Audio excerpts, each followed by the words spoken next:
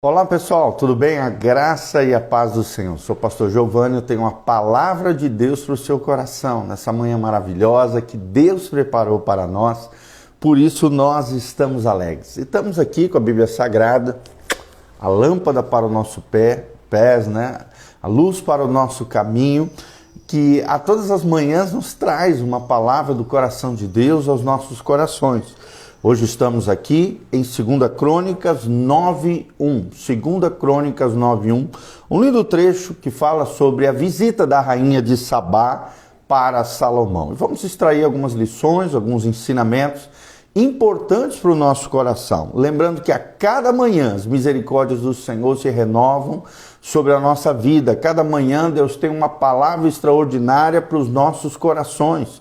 Por isso é importante meditarmos no texto bíblico, por isso é importante buscarmos a Deus diariamente para que possamos aprender coisas extraordinárias que vão abençoar o nosso futuro, a nossa vida, nos dar discernimento e sabedoria nas escolhas do dia a dia, é o que Deus tem para nós. Então vamos lá, 2 Crônicas 9:1, a Bíblia diz: tendo a rainha de Sabá ouvido a fama de Salomão, veio a Jerusalém prová-lo com perguntas difíceis, com muito grande comitiva, com camelos carregados de especiarias, de ouro em abundância, pedras preciosas, e compareceu perante Salomão e lhe expôs tudo quanto trazia em sua mente.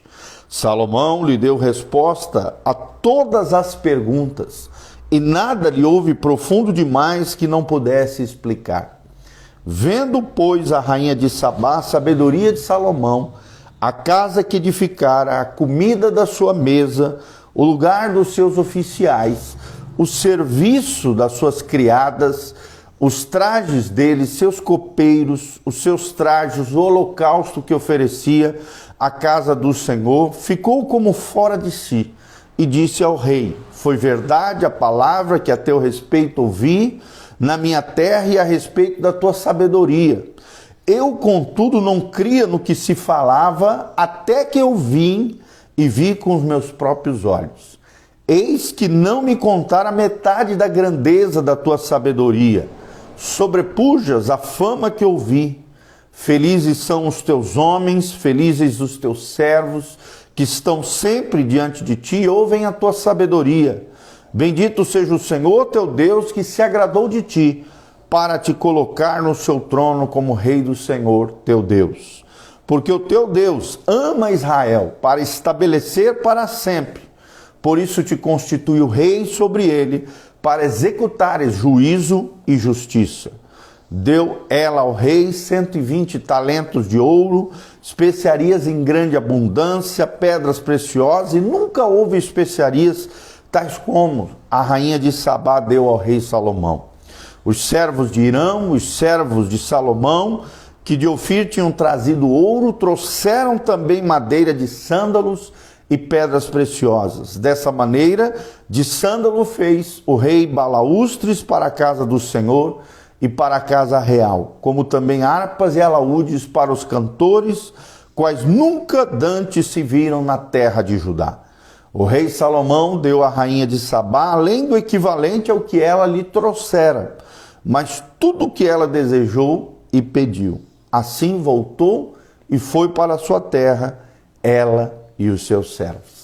Então nós temos aqui coisas preciosas, né, para extrair desse texto bíblico. Desde já quero mandar um abraço para o Denauer, querido, ontem esteve lá conosco. Deus te abençoe, queridão. A Franciele Balan também, que está aqui, conectada conosco. Temos que entender que fomos abençoados por Deus para abençoar os povos. Assim como Salomão foi abençoado por Deus com sabedoria, riquezas, fama, poder, governo sobre Israel e sobre as nações ao redor, Deus quer nos abençoar, porque nós fomos abençoados por Deus para abençoar outras pessoas. Antes de descarrilhar, né, interessante aqui dos caminhos, nos seus últimos dias, aqui uma referência clara a Salomão, Salomão começou a cumprir o sonho de Deus de abençoar os povos através da nação de Israel. E as pessoas ficavam impactadas com tamanha sabedoria, tamanha glória, tamanho esplendor, tamanha majestade de Deus na vida de Salomão. quando líderes de países vizinhos ouviam a respeito da grande sabedoria de Salomão, carregavam os seus camelos, percorriam um longo trajeto a fim de irem a Jerusalém e verem os relatos se aquilo que ouviam com seus ouvidos eram confiáveis e visíveis aos seus olhos. Nós vemos que a rainha de Sabá falou pelos visitantes admirados com relação a Salomão, dizendo: bendito seja o Senhor, teu Deus, que se agradou de ti, para colocar no seu trono como rei para o Senhor, o teu Deus. Nós vemos o impacto da vida de Salomão, da sabedoria de Salomão, da glória e da majestade do reino de Salomão nas nações ao seu redor. E tudo isso com base na glória de Deus que era refletido através de Salomão. Será que nós temos refletido a sabedoria de Deus através das nossas vidas? Será que nós temos refletido a majestade, o governo, a soberania, a glória de Deus com as pessoas que estão ao nosso redor, assim como foi Salomão?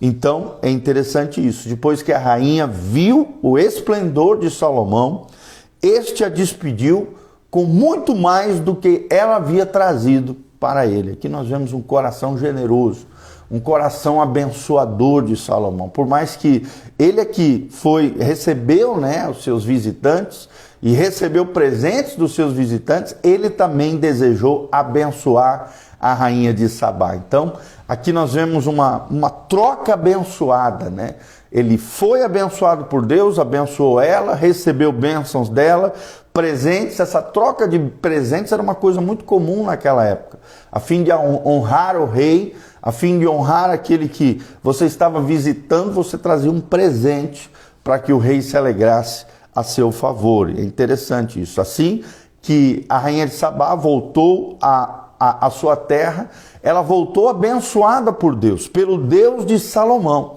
E vemos também muitos outros líderes interessados que vinham até Salomão depois da rainha de Sabá, ouvindo os relatos da boca dela do que Deus havia feito através de Salomão. Nós vemos isso claramente em 2 Crônicas 9, 23.